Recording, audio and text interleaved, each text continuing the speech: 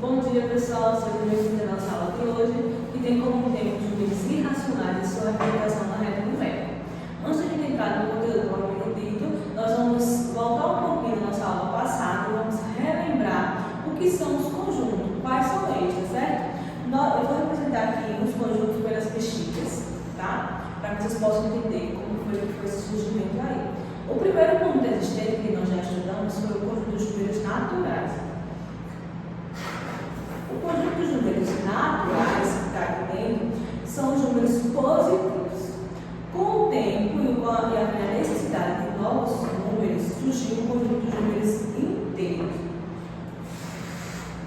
O conjunto dos números inteiros, dentro dele está os números naturais, que são os números positivos, e agora os números negativos. Quanto mais o tempo foi passando, foram surgindo novos conjuntos, e agora, como terceiro conjunto, nós temos o conjunto dos números racionais.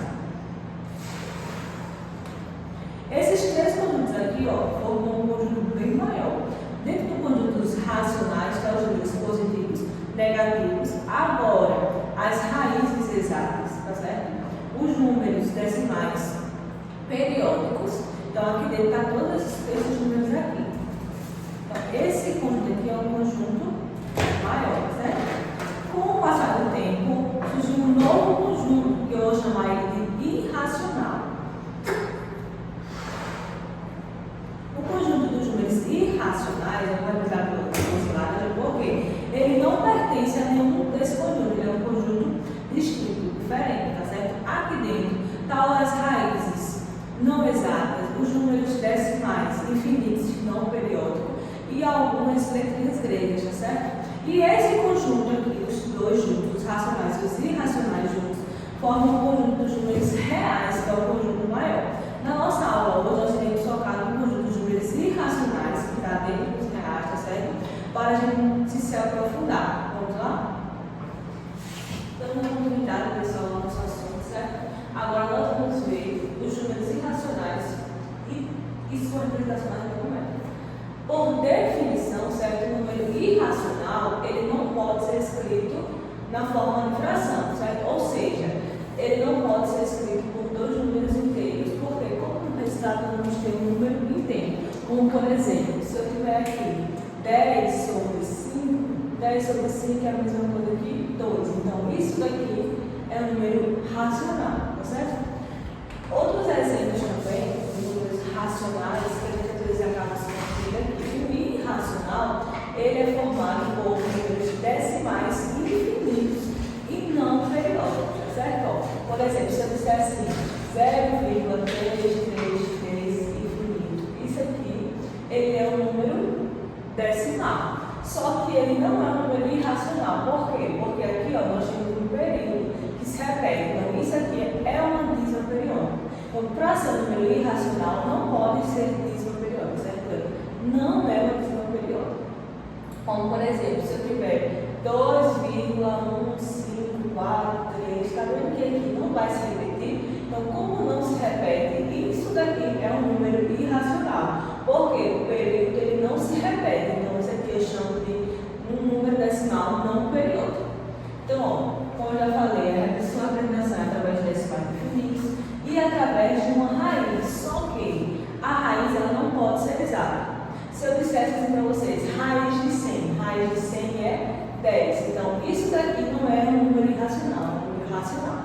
As raízes não exatas, elas englobam os números irracionais. Eu trouxe aqui para vocês alguns exemplos, como a raiz de 2, a raiz de 5, que nós já vimos também nas aulas anteriores, e eu já falei com vocês, já aprendeu a encontrar as raízes não exatas, tá certo?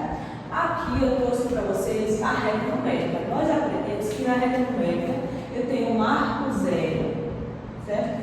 Que é a origem, para o lado direito números positivos e para o lado esquerdo os números negativos. Aqui nós vamos ter vários números, tá certo? Aí agora já vai para cá para o primeiro exemplo, a raiz de 2. A raiz de 2, né? 1,41, 42 e assim sucessivamente. Aqui é um número irracional, porque não é uma dízima periódica. Esse valor a gente vai colocar para a nossa reta numérica. Nós vamos observar que ele não vai ser um número exato, vai ser um número aproximado. Então, logo,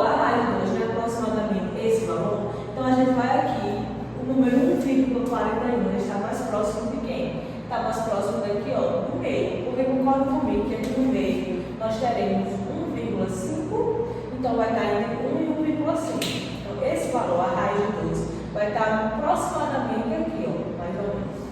Aí vamos para a raiz de 5. A raiz de 5 é 2,23. Então, novamente, a raiz de 2 vai estar próximo daqui, ó, porque é 2, alguma coisa, tá vendo? Que nesse caso aqui se encontra a raiz de 5. Então, é só você pensar. Eu vou colocar na regra numérica o número mais próximo e não é um número exato.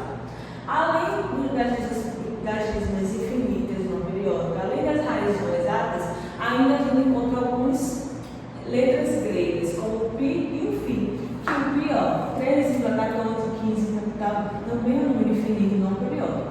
E o fi é a mesma coisa, então a gente vai colocar também na regra numérica. 3,14 está entre 3 e 4. Então, ó, se está entre 3 e 4, né, 3 igual a 1, então está bem mais próximo do 3. Então, ó, o pi está mais ou menos aqui. E o φ é 1,61, está entre o 1 e o 2. Aí você vai para cá, o 1 e o 2. Como é 1,6, ele vai passar de 1,5. Então, o φ vai estar mais ou menos aqui, mais próximo, certo? Então, é só vocês mentalizar e pensar. Eu sempre vou colocar na reta numérica o número aproximado, não exato, tá certo? Na próxima aula, a gente fala mais um pouquinho sobre esse conteúdo. Tchauzinho. Eu vou te dar certo. Deu 4 minutos e 34.